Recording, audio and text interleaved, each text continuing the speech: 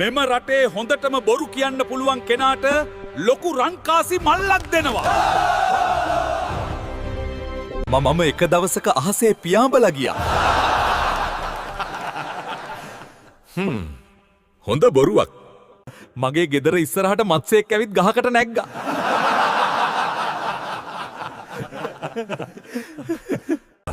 ඇයි යකෝ තෝ බොරුවක් කියන්නේ නැත්තේ?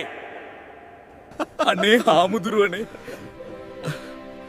මම මගේ ජීවිතේට කවදාවත් බොරුවක් කියලා නෑ.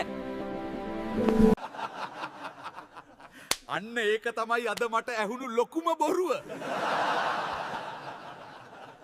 මේ තරගේ ජයග්‍රාහකයා අන්දරේ!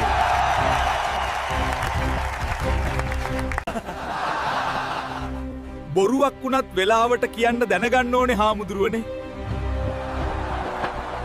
මම අන්දරේ. ඔයාලා මගේ විඩියෝස් බලන්න කැමතිද? ෆොලෝ කරන්න.